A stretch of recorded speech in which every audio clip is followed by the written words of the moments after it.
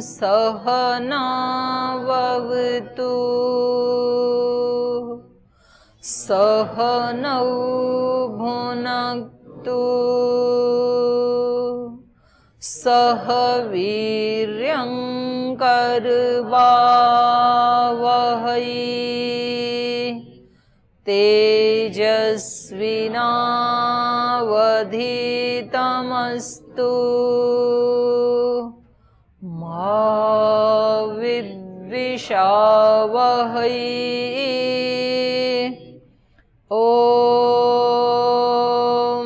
शांति शांति शांति।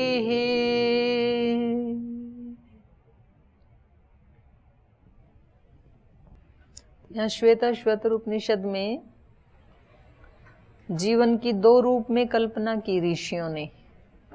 पहला एक चक्र के रूप में, सृष्टि चक्र जिसको कहते हैं या ब्रह्म चक्र जिसको कहते हैं।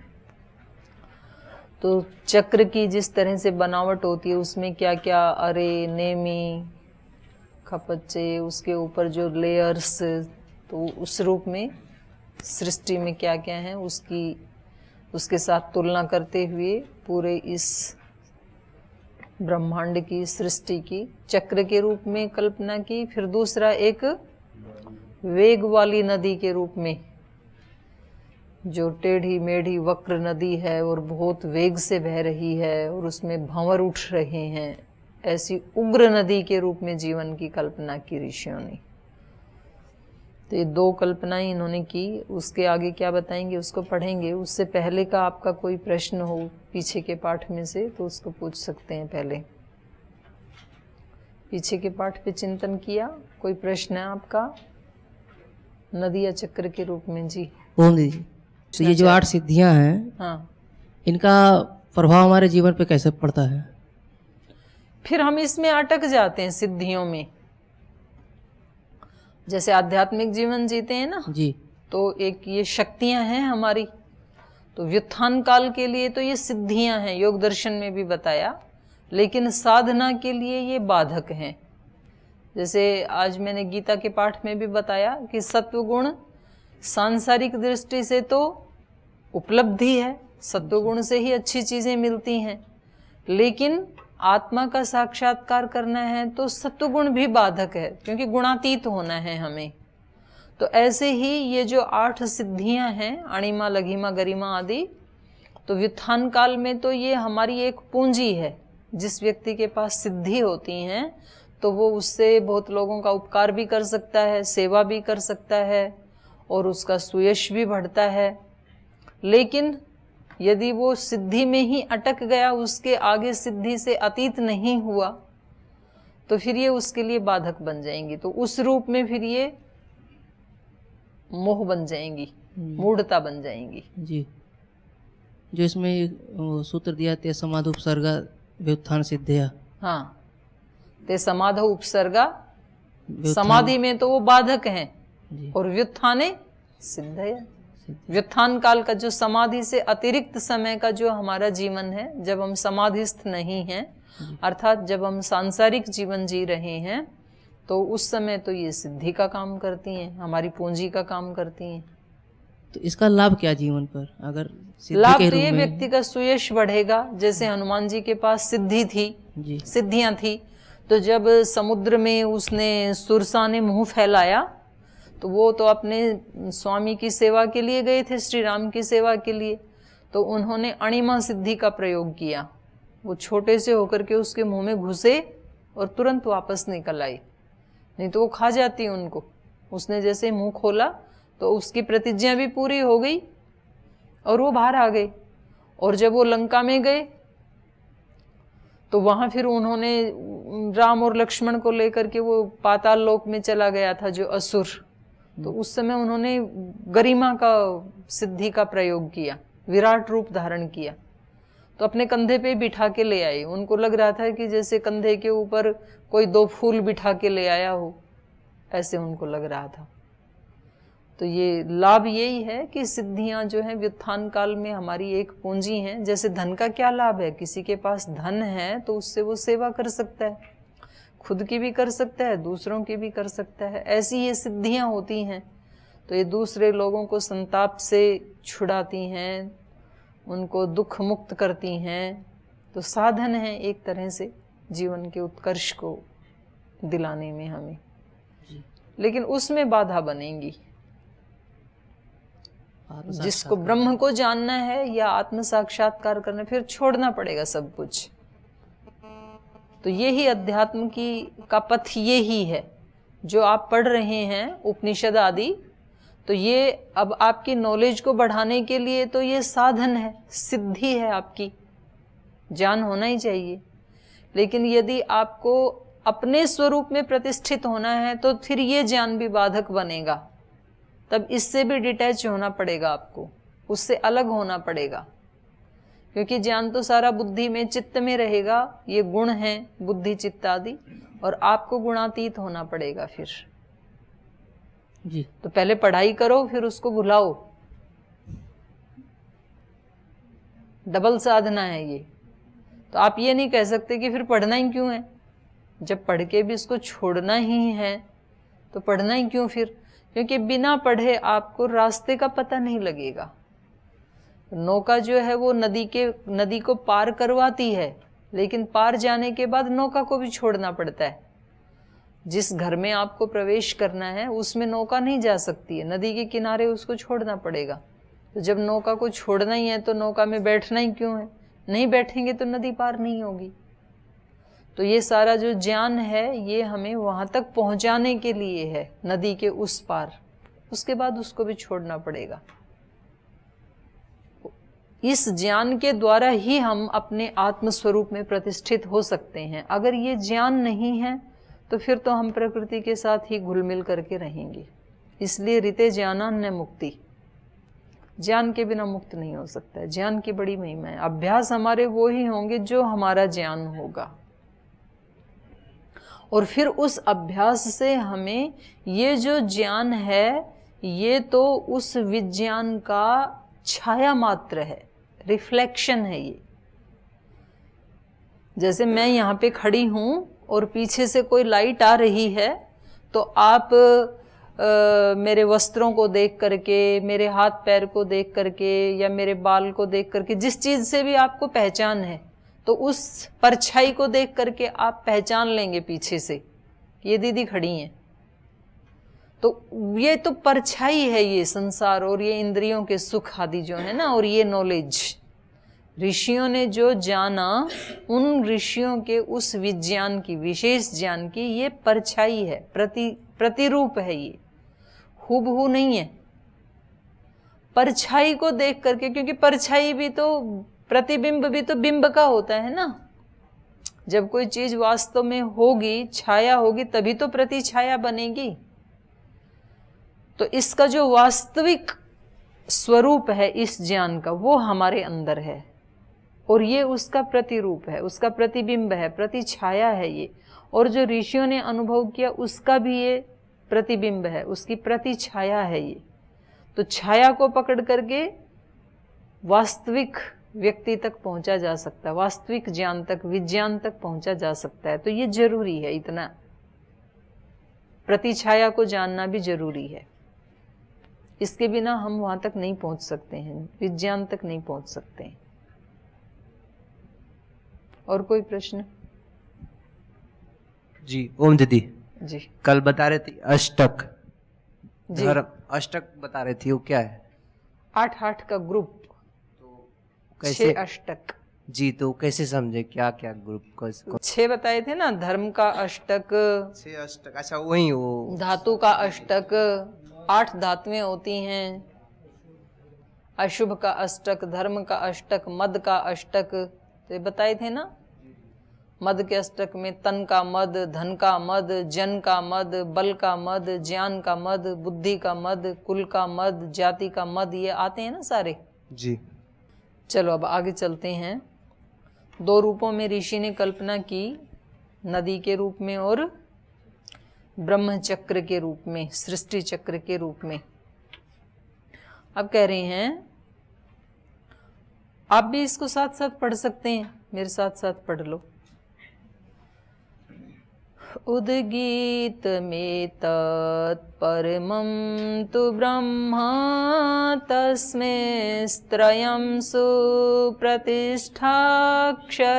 च अत्रान्तरं ब्रह्मविदो विदित्वा लीना ब्रह्मणि तत्परायणिमुक्ताः संयुक्तमेतत्क्षरमक्षरं च व्यक्ताव्यक्तं भरते विश्वमीशः अनिशश्चात्मा बध्यते भोक्तृभावात् ज्ञात्वा देवं मुच्यते सर्वपाशैः। उद्गीतमेतत् परमं तु ब्रह्म, करें ये जो हमने गीत गाया ना पीछे, उद्गीत माने ऊंचे स्वर से गाना। कौन सा? जीवन को एक वेगवती नदी के रूप में जो हमने कल्पना करके नदी के रूप में जो गीत गाया, और इस सृष्टि को एक सृष्टि के चक्र के रूप में जो हमने बताया। उद्गीतमेतत्, ये हमने ऊंचे स्वर से गंभीर गान किया है। उद्गीत माने ऊंचे स्वर से गाना, उसी को उद्गीत कहते हैं। छूट गया कौन सा वाला? ये नहीं हुआ अभी, तो चलो ये पढ़ लेते हैं फिर। सर्वा जीवे सर्वसंस्थे बृहन्ते तस्मिन् हंसो भ्राम्यते ब्रह्मचक्रे पृथगात्मानं प्रेरितारं च मत्वा जुष्टस्ततस्तेनामृतत्वमेति। सर्वा जीवे सर्वसंस्थे बृहन्ते तस्मिन् हंसो भ्राम्यते, करें सर्व आजीवे, सबका जानने वाला, सबको जीवन देने वाला। सर्वाजीवे सर्वसंस्थे, सबको धारण करने वाला, ये ईश्वर के संबोधन हैं। सर्वाजीवे सर्वसंस्थे बृहन्ते तस्मिन, उस बृहत में, उस सब जीवों को जीवन देने वाले में, उस सर्वसंस्थ में, सर्वसंस्थ मतलब सबको धारण करने वाले में। ये ईश्वर के नहीं, इसमें इसके चक्र के विशेषण हैं। उस चक्र में, ब्रह्मचक्रे, तस्मिन ब्रह्मचक्रे, उस ब्रह्मचक्र में, जो पहले इन्होंने बताया ना सारे सृष्टि को एक सृष्टि चक्र के रूप में, तो उसका कह रहे हैं। तस्मिन ब्रह्मचक्रे, उस ब्रह्मचक्र में। वो ब्रह्मचक्र कैसा है? सर्वाजीवे, सबको जीवन देने वाला। सब लोग जीवन कहाँ धारण करते हैं? इस सृष्टि में ही जीवन धारण करते हैं। और सर्व संस्थे, सबको कौन धारण कर रहा है? ये ब्रह्मांड ही धारण कर रहा है, ये सृष्टि ही धारण कर रही है। तो इसलिए इस ब्रह्म चक्र में, वो ऐसा ब्रह्म चक्र जो सबको जीवन देने वाला है, सबको धारण करने वाला है, जो बहुत बृहत चक्र है, पूरी सृष्टि को मिला के एक ही चक्र बना हुआ है। उस चक्र में हंसो भ्राम्यते, ये हंस भी घुमाया जा रहा है। सृष्टि तो घूम ही रही है, क्योंकि वो तो है ही चक्र रूप, वो तो है ही गतिशील, लेकिन उसमें बैठा हुआ ये हंस भी, हंस मतलब आत्मा, ये जीवात्मा भी घूम रहा है। जैसे कभी कभी पंखा तेज घूम रहा हो और पंखे के ऊपर आपने कोई पुष्प या कोई वस्तु रख दी, तो वो भी उसके साथ साथ ही घूमता रहता है, फिर चक्र के साथ ही, गिरता नहीं है। और हम सब भी ऐसे ही घूम रहे हैं। हम सब के जो शरीर हैं वो पृथ्वी के ऊपर, हमें लगता है कि हम तो स्थिर हैं, लेकिन पृथ्वी तो घूम रही है ना बहुत जोर से। उस चक्र पे हम बैठे हैं, और ना हमारे घर गिरते हैं और ना हम गिरते हैं, क्योंकि उसका वेग इतनी तेज है। जब बहुत तेज वेग से घूमता है ना चक्र, तो उस पर रखी हुई वस्तु इधर उधर गिरती नहीं है, लगता है कि हम घूम ही नहीं रहे हैं, ऐसे लगता है। तो ये जो पृथ्वी है ये इतने वेग से घूम रही है अपनी धुरी के ऊपर कि हमें लगता है हम तो बिल्कुल स्थिर हैं। तो देखो कितने आश्चर्य की बात है, आप घूम रहे हैं आकाश में, तो उसकी कल्पना करके आनंद लो। आकाश में कोई एक चक्र घूम रहा है और वो भी बहुत तेजी से घूम रहा है और उसके आप ऊपर बैठे हैं। तो आपको कल्पना करके वैसे बताएं कि अभी हमारे ऊपर जो आकाश है और वहां कोई चक्र घूम रहा हो और उस पर आपको बिठाएं और उसका और छोर कुछ भी नहीं है, कोई पाइप खंबा कुछ नहीं लगा है और उस पे बैठ के आप सारे ब्रह्मांड को देख रहे हैं, कितना आनंद आएगा। तो वहीं बैठे हैं लेकिन फिर भी रो रहे हैं। तो देखो तो सही इस आकाश को, तारों को, सितारों को, सूर्य को, चंद्र को, नक्षत्रों को। तो इस तरह से इस ब्रह्म चक्र में ये हंस बैठा हुआ भ्राम्यते घुमाया जा रहा है। पृथगात्मानम प्रेरितारम च मत्वा, लेकिन जब ये अपने आप को इससे अलग जान लेता है कि मैं आत्मा हूं और ये प्रकृति, ये सृष्टि चक्र मुझसे अलग है। पृथग आत्मानम प्रेरितारम च, और इस सारे चक्र को प्रेरणा देने वाला, इस सारे चक्र को घुमाने वाला अर्थात ब्रह्म जब अपने आप को अलग जान लेता है और जब उस ब्रह्म को, उस प्रेरणा देने वाले ब्रह्म को इस चक्र से अलग जान लेता है, माने जीव, प्रकृति और परमात्मा तीनों को अलग अलग जब जान लेता है, मत्वा मान करके, मनन करके, जान करके, तो फिर जुष्टः, फिर ये शांत हो जाता है, तृप्त हो जाता है। फिर आनंद तभी ले पाएगा जब पता ही नहीं कि मैं इसके ऊपर बैठा हुआ हूं और आनंद ले रहा हूं, तो आनंद आए कैसे। लेकिन जब जान लेता है अच्छे से कि ये प्रकृति है और मैं तो इस पे बैठ के आनंद ले रहा हूं, जब पता होता है झूले के ऊपर मैं अलग हूं, झूला अलग है, तो झूले के ऊपर बच्चे कितना आनंद लेते हैं, झूलते हैं, आनंदित होते हैं। और यदि पता ही नहीं है तो फिर उस पे बैठे बैठे भी रोते रहते हैं कि हमें आनंद दिलाओ, थोड़ा हमें घुमा के लाओ, तो घूम ही रहे हो। जब आप बोलते हो कि घुमा के लाओ तो आपको कोई बताए कि पृथ्वी घूम ही रही है और आप भी घूम ही रहे हो। तो अलग से घूमने की कोई जरूरत ही नहीं, इसी का आनंद ले लो। तो यहाँ पंखड़ी पे यहाँ बैठे या यहाँ बैठे क्या फर्क पड़ता है, घूम ही रहे हो ना। तो ऐसा ही है नीलकंठ, तो जैसे पंखे की पंखुड़ी पे यहाँ एक कोई दाना रख दिया या उठा के यहाँ रख दिया, तो क्या फर्क पड़ता है, पंखा तो वही है, चक्र तो वही है, पृथ्वी तो वही है। उसी पृथ्वी पे अब आप हरिद्वार में बैठ लें या नीलकंठ में बैठ लें तो क्या फर्क पड़ता है, तो उसका कहीं भी आनंद ले लो। लेकिन ये आनंद कब लेगा, जब पृथग आत्मानम मत्वा, जब अपने आप को अलग जान लेता है उससे, प्रेरितारम च, और उस ब्रह्म को अलग जान लेता है, तब जुष्टः, तब ये तृप्त हो जाता है, शांत हो जाता है, तृप्त हो जाता है।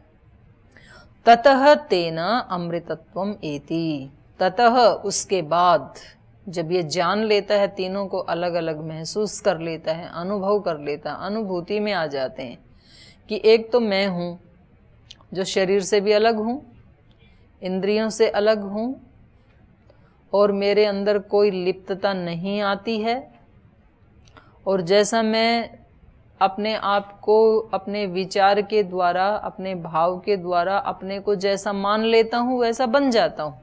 तो ये हम कोई भी इसको प्रयोग करके देख सकते हैं। जब व्यक्ति बार बार अपने को ये सुनाता है कि मैं बहुत परेशान हूँ, मेरे साथ तो बड़ा अत्याचार हो रहा है, यहाँ तो रहना ही बड़ा मुश्किल हो गया है, तो वो सचमुच ही फिर वैसा ही हो जाता है और बाहर से भी उसको सब वैसी ही परिस्थितियां और वैसे ही व्यक्ति, क्योंकि हमारे विचार का ही रिफ्लेक्शन है बाहर सारा जो भी है ना, तो वो वास्तव में ऐसा ही बिहेव करने लगते हैं और तब हम भूल जाते हैं कि मैंने ही ऐसे सोचा था इसलिए ये मेरे साथ ऐसे कर रहे हैं। और जब आप ये कोई भी इसका प्रयोग करके देख सकता है, आपको ये प्रयोग बस केवल 20-21 दिन करना होता है शुरू में, तो हमारे देश में हमारे ऋषियों ने ये जो अनुष्ठान चलाए, जैसे अभी श्रावण का महीना चल रहा है, तो कोई तो कावड़ लेकर के जा रहे हैं, कोई श्रावण मास में नियम लेते हैं कि मेरे को एक टाइम खाना खाना है, कोई नियम लेते हैं मेरे को दही नहीं खाना है, मेरे को दूध नहीं खाना है, अन्न नहीं खाना है, चावल नहीं, ऐसे अलग अलग नियम लेते हैं अलग अलग समय में। फिर इसके बाद वो गणपति बप्पा को बिठाएंगे, उसकी पूजा चलेगी। तो ये सारे किस लिए हैं? हमारे मन की प्रैक्टिस करवाने के लिए हैं। श्रावण मास में एक बार प्रैक्टिस कर ली यदि, तो फिर वो हमें उसकी सच्चाई का पता लग जाएगा, हमारी अनुभूति में आ जाएगा फिर वो सच। तो हम यहाँ अपने योग शिविरों में 8 दिन योगाभ्यास, प्राणायाम, एक्सरसाइज करवाते हैं, तो व्यक्ति को पता लग जाता है कि मैं अपने शरीर को ठीक रख सकता हूँ, मैं अपने बीपी, शुगर, मोटापा पे कंट्रोल कर सकता हूँ, तो इसलिए करवाते हैं। तो ये बहुत अच्छी विधा हमारे ऋषियों ने बताई है। तो ये प्रयोग हम अपने जीवन में करके देख लें, रात को सोते समय और सुबह उठ करके। और ज़्यादा बेस्ट रिजल्ट लेना है तो उसको लिख लेना अपनी एक किसी कॉपी में। अगर आप बहुत चिड़चिड़े हो गए हैं, बहुत आपको परेशानी है, बहुत अच्छा नहीं लग रहा है, तो रात को कम से कम 100 बार अपनी कॉपी में लिखना, मैं बहुत प्रसन्न व्यक्ति हूँ, मैं एक आदर्श ब्रह्मचारी हूँ, मैं एक आदर्श सन्यासी हूँ, मैं सबको सुख देने वाला हूँ, सब मुझसे बहुत खुश हैं। जो है उससे उल्टा लिखो, जो आपको बनना है, जो आप अपेक्षा करते हैं, जो आप चाहते हैं, उसको लिखो। आप 100 बार लिखो रात को सोते समय, और सुबह उठ करके उसको 100 बार पढ़ो। और लिखने का टाइम है तो सुबह भी लिखो, डबल लिखो, और आप देखेंगे 20 दिन के बाद वैसा ही आपके जीवन में घटित हो गया। क्योंकि हमारे भाव और हमारे विचार का ही प्रतिबिंब है संसार। हम जैसा जैसा संसार के बारे में और हमारे आसपास रहने वाले व्यक्तियों के बारे में जैसा हम सोचते हैं, वहाँ से हमें वही रिस्पॉन्स मिलता है। शुरू में आपको कठिनाई आएगी, क्योंकि जिस व्यक्ति को आपने सोच लिया कि ये तो मेरे को पसंद करता ही नहीं है, उस व्यक्ति में कैसे आप ये लिखेंगे कि ये मेरे को बहुत प्रेम करते हैं। लेकिन आपको लिखना है, क्योंकि आप वो अपने लिए कर रहे हैं। ऐसा लिखने से आपको शांति मिल रही है, आपको तृप्ति मिल रही है, तो अपने लिए तो मैं कुछ भी करने को तैयार हूं ना। दूसरे को हम नहीं बदल सकते हैं, अपने आप को बदल सकते हैं, अपनी सोच को बदल सकते हैं, अपने भाव को बदल सकते हैं, और उसको बहुत सहज रूप से स्वीकार करें। इतनी बड़ी सृष्टि है, सब आत्माएं अपने अपने ढंग से चल रही हैं, पता नहीं उन आत्माओं का पीछे का क्या प्रारब्ध होगा, इसलिए उनको जो भी मिल रहा है तो अच्छी बात है, तो उनको भी मिलने दो। और मेरे को मिलने के लिए इस अनंत सृष्टि में कोई कमी थोड़ी ही है, उसको भी मिल जाए, इसको भी मिल जाए, इसको भी मिल जाए, सबको मिल जाए, तो भी उसके भंडार खाली होने वाले नहीं हैं।